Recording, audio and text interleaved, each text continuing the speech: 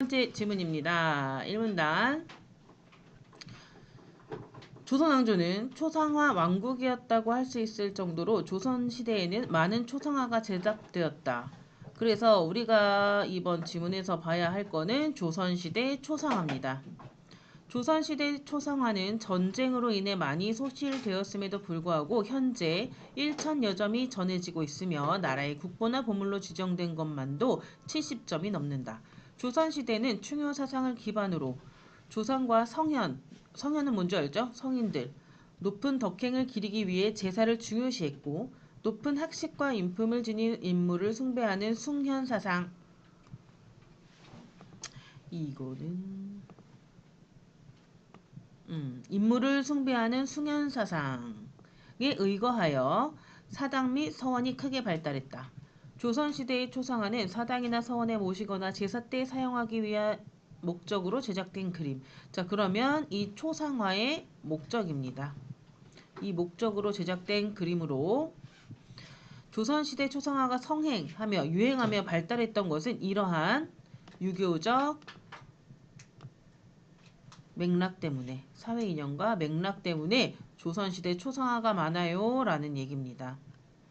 자,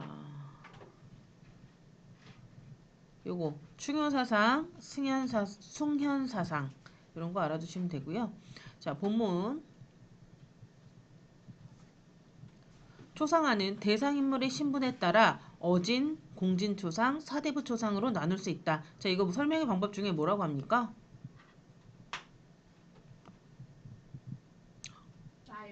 아니지. 나눠. 종류, 기준을 가지고 나누는 거? 분류. 신분에 따라서. 요거 잘 기억해 주세요. 신분에 따라 나눈 게 어진, 공신, 사대부 이렇게 나눠진다. 자, 첫 번째. 어진은 왕의 초상을 말한다. 어진, 이건 정의의 방법입니다. 이것도 써주시고요. 정의. 어진 제작은 국가 대사 큰 일 중의 하나로 어진을 제작하기 위해 이를 관장하는, 이를 관리하고 총괄하는 기구인 어진도감을 설치하기도 했다. 이거는 정부 기관입니다. 엄격한 시험을 거쳐 어진을 그릴 화원을 선발했다. 화원은 화가예요. 또한 왕의 기운이 어진에 내재 있다고 여겨서, 요거 나중에 문제에 나와 있던데요.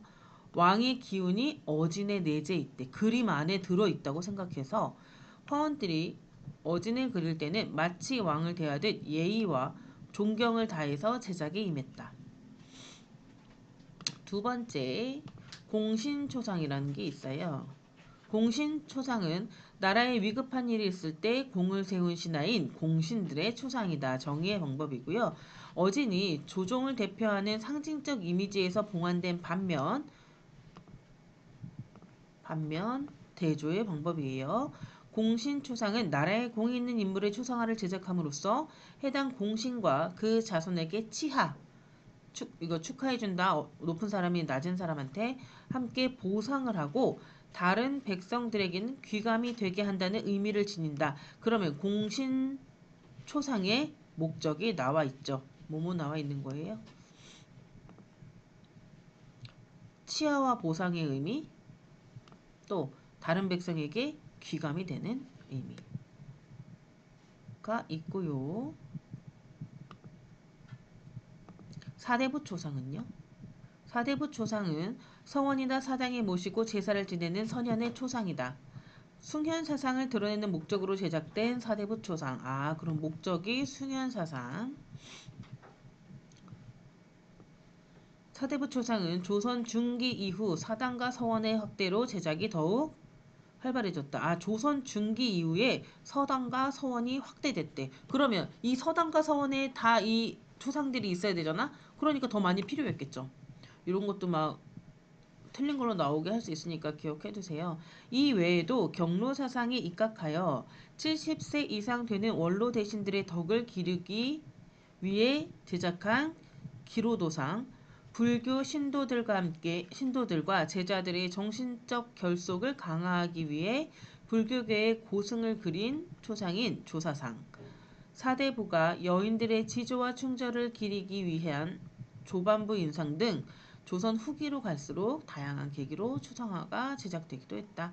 그래서 여기서는 어진초상, 공신초상, 사대부초상을 중심으로 초상화의 위계는 단계를 말하는 거예요. 그리고 제작 목적이 다양해지면서 이렇게 여러 가지 초상화가 생기기 시작했다라는 얘기입니다. 자, 분류와 예시의 방법 사용하고 있어요. 좀 더 쉽게 설명하기 위한 방법. 자, 그리고 조선시대 초상화에는 엄격한 조형 기준 두 가지가 있었다. 하나는 외형의 사실적 표현이고, 외형의 사실적 표현. 하나는 내면적 정신 세계를 나타내는 전신의 표현이다. 조선시대 초상화는 대상인물의 사실적인 묘사에 충실했다. 얼굴에 있는 점이나 상처, 어려서 알았던 천연두 자국, 피부병의 흔적 등을 생략하지 않고 모두 그려넣는 극사실주의에 가까웠대요. 극사실에 가까운 정밀한 묘사. 이와 같은 시기 언제야? 조선시대에 서양의 인물화가 외관상의 아름다움을 극대화하기 위해서 대상인물의 주름이나 잡티를 드러내지 않고 뿌옇게 표현한 것과는 대조적이다. 이것도 대조의 방법. 자, 그런데 전신이란 전신사조의 준말로 전신은 대상의 정신세계와 인품을 그리는 것을, 또 사조는 작가가 관조는 조용히 관찰하다라는 뜻이죠. 관조한 대상을 묘사하는 것을 뜻한다. 즉 전신사조란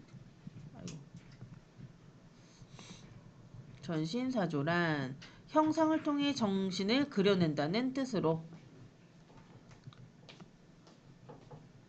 어서오세요. 정신을 그려낸다. 조선시대 초상화에서 전신은 그 대상의 정신세계와 인품의 표현, 즉 내면적 사실성을 말한다.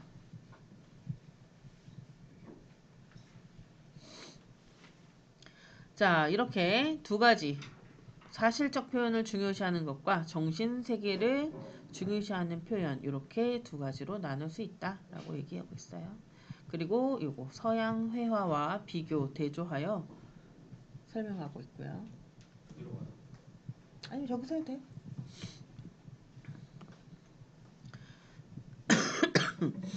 자, 3문단에 보시면요. 조선시대 초상화는 대부분 별도의 배경이나 현실 공간에 대한 묘사 없이 초상화의 대상만을 화폭에 담았다. 배경이 없었대요. 배경 없이 대상만을 화폭에 담았어. 이는 대상인물을 시각적으로 강조하여 그 사람에게 주의를 집중할 수 있도록 함으로써 보는 이가 경건한 태도를 갖게 하기 위함. 자, 배경이 없는 이유, 주의를 집중해서 경건한 태도를 갖도록. 또한 외모나 복장을 통해 인물이 지닌 바람직한 성격을 드러내고자 했다라고 나와 있고요. 예를 들어 예시입니다. 어진은 왕을 그린 거라고 그랬었죠. 어진은 용포를 입은 왕의 전신을 정면에서 묘사하여 위풍당당한 왕의 권위를 강조했고, 공신초상도 관복을 갖추어 입은 모습으로 위엄을 드러냈다. 반면 사대부의 초상은 학창의를 입은 학자의 모습으로 그려주는 경우가 많았는데, 이를 통해 대상의 높은 학식과 청렴함을 드러냈다. 이렇게 의복을 통해서. 자, 조선시대 초상화는 인물의 모습을 사실적으로 재현하는 것도 있고요. 인물이 가진 바람직한 성격을 묘사하기도 했다. 이렇게 나타내주고 있어요. 그래서 형식상의 특징, 기능적 의도 이런 것이 다 내재되어 있다라는 거고요.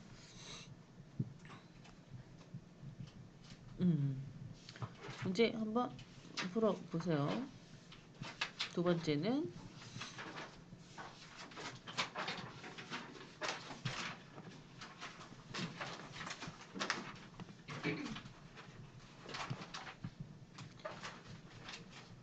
웹툰입니다.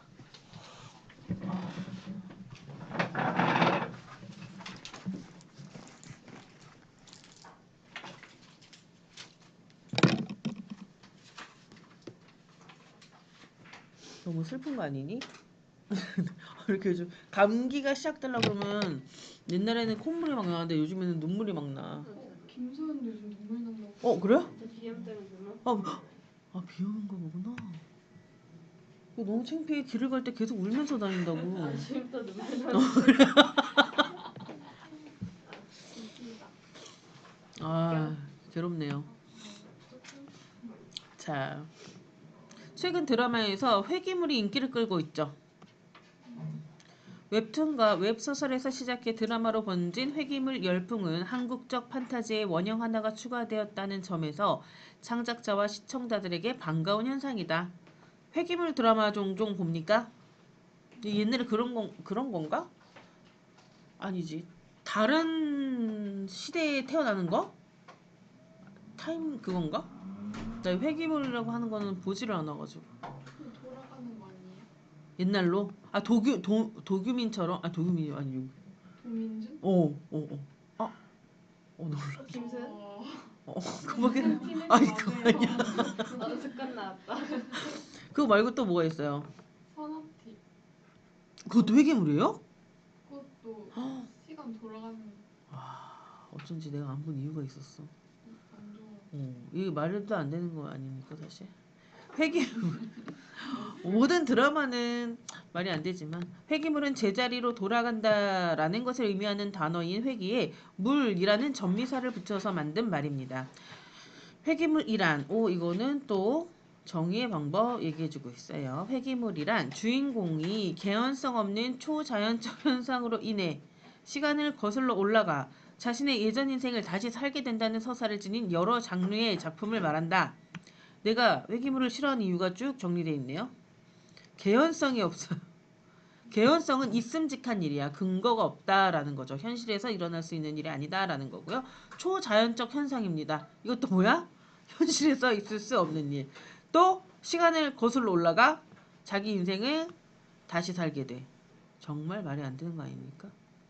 자, 회귀물은 원래 웹소설의 대표 하위 장르 중 하나로 역행물, 리셋물 이렇게 다른 이름 등으로 불리다가 2010년대 이후 회귀물로 용어가 정착되어 이를 선호하는 고정 독자층을 형성했고 웹소설을 원작으로 한 TV 드라마가 많이 제작되는 유행을 타면서 점차 드라마화되어 대중적 인기를 누리고 있다. 그러면 이 회귀물이라는 게 언제 시작됐고 어디서부터 시작됐는지를 설명해주고 있어요. 이처럼 시간을 되감아 인생 2회차에 도전하는 이야기가 사람들의 흥미를 끄는 이유는 무엇일까? 라고 의문형 종결 어미를 통해서 관심을 끌려고 하고 있어요. 자, 매체 확장이라고 하는데 웹툰, 웹소설에서 시작됐는데 이것이 드라마 매체로 변형됐어. 그래서 매체가 확장됐다는 것도 알아두시고요. 표현상의 특징. 정의의 방법 사용했고 두 번째 문단. 자, 왜 인기를 끌게 되었냐? 첫째, 주인공의 회귀가 악을 심판하는 도구로 기능하고요. 시청자들에게 권선징악의 카타르시스를 제공한다. 권선징악은 뭔지 알죠? 착한 건 권해주고 악은 징벌한다라는 거예요. 인과응보, 권선징악 많이 나오죠? 카타르시스 들어봤어요? 무슨 뜻이에요? 카타르시스. 카타르시스는 원래 문학 작품에서 나오는 건데 배설이라는 뜻이래요. 근데 우리가 어떤 작품을 읽고 엄청 감동을 받으면 눈물이 막 나고 막 그러고 나면 속이 시원해지는 느낌이 있지 않습니까? 문학 작품 막 세계 명작 이런 거 도스토옙스키 이런 거 읽으면 그러죠. 그랬을 때 느끼는 감정이 카타르시스래요. 근데 여기서도 시원함, 통쾌함 이렇게 생각하시면 될 거예요. 일반적으로 회귀물 속 주인공은 서사 초반에 거대 권력자의 악행과 범죄로 억울한 죽음을 맞이하게 돼요. 이전 생의 기억을 지니고 회귀한 주인공은 미래에서 가져온 지식과 정보. 이거 생각났다. 송중기. 무슨 아들이죠? 맞아요. 부잣집 막내 아들. 그거 거기서 미래에서 가져온 지식과 정보로 엄청 일으키잖아. 삼성을. 그거 맞죠. 완전 재밌게 봤죠. 예, 그러네요. 경험과 연륜을 토대로 역량을 발휘하여 큰 난관 없이 생생장구하며 복수를 완성한다. 압도적인 능력을 바탕으로 빠른 시간 내에 악을 응징하는 주인공의 모습에서 시청자들은 현실에서는 이루어지기 어려운 권선징악을 대리 충족하며 이 카타르시스를 느끼게 된다. 그래서 이 회귀물에서는 대부분 악을 심판하는 구도고요. 권선징악이 성취되고 카타르시스를 준다는 긍정적인 효과들을 나타내주고 있어요. 자, 이거 알아두시다. 권력자가 나쁜 짓을 해서 억울하게 죽었어. 그리고 회귀했어. 그리고 복수해. 이런 전형적인 플롯, 소설의 구조를 말하는 건데 이것을 간결하게 제시하고 독자가 쾌감을 느낀다. 카타르시스. 이렇게 얘기해 주는 거죠. 자, 이렇게 장문을 할 때 첫째, 둘째 이런 걸 써주면 내 핵심을 더 정확히 전달할 수 있고 3문단. 자, 둘째입니다. 회귀물의 주인공이 대중이 소망하는 인물상으로 그려진다. 주인공은 회귀를 통해 얻은 능력을 사적인 복수를 위해서만 사용하지 않고 주변인의 비극적 운명을 바꾸는 것도 적극적으로 활용해요.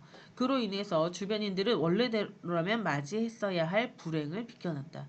대중들은 이를 보면서 자신에게도 주인공과 같은 구원자가 나타나서 자신의 문제를 해결해 주기를 소망하며 대리만족을 얻게 된다. 자, 그래서 대중이 원하는 주인공상 확장된 구원, 자기뿐만 아니라 주변 사람들을 확장해주고 그걸 보는 사람들은 아, 나도 그랬으면 좋겠다 이런 생각을 한다는 거죠. 그래서 심리적 위안을 얻는다 이런 내용입니다. 자, 이 문제는 이러한 회귀물 유형에 내재된 메시지다. 전문가들은 회귀물 유행이 소위 이번 생은 망했다라고 하며 지금보다 나은 삶을 영위하다, 누린다라는 뜻입니다. 자신의 인생이 리셋되어서 더 좋은 조건에서 다시 시작하는 방법밖에 없다는 젊은 세대의 절망적인 현실인식을 반영하고 있다는 점을 지적한다. 젊은 시대가 절망적으로 현실을 인식하고 있다. 또한 회귀물이 20, 30대의 젊은 세대가 주요 독자층인 웹소설을 넘어 중장년층이 주 시청자인 TV 드라마에서도 등장하며 인기를 끄고 있다는 점은 이러한 인식이 세대를 뛰어넘어 확산하고 있음을 보여주는 것이라며 우려를 드러낸다. 자, 여태까지 이렇게 인기가 있는 이유를 설명해주고 네 번째 문단에서는 문제 제기를 하고 있습니다. 자, 문제 제기. 젊은 층의 절망감이 내포되어 있었는데 이 문제가 세대를 넘어서 확산하고 있다. 그럼 어떻게 돼? 사회 전반의 회피 심리, 현실 삶에서 회피하려는 심리가 보인다. 그래서 전문가들이 지적한다는 비판적인 시각을 담고 있다. 라는 얘기입니다. 5문단. 현생에서 우리가 할 수 있는 것은 없다. 이 답답한 삶을 벗어나고 싶다. 이러한 회피 욕구를 거짓 해소해 주는 것이 회귀물. 그러나 우리는 이 회귀물에 열광하며 대리만족하는 대신 인생 2회차처럼 우리의 삶을 살아낼 수 있다.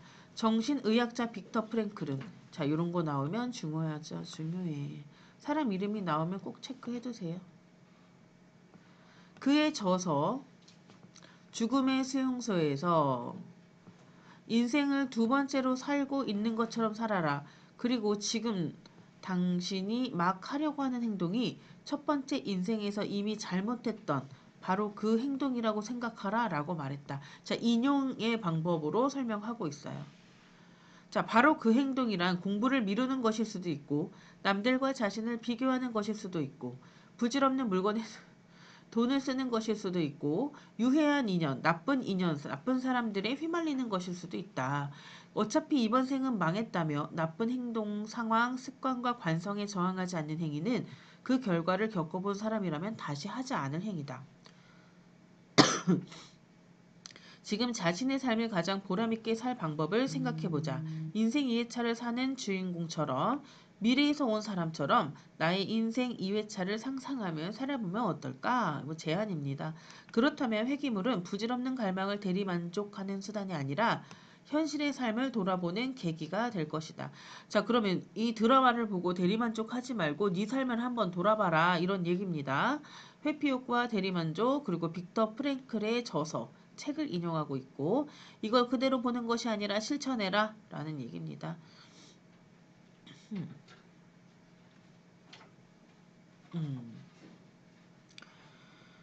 그래서 여기까지가 이번 지문입니다.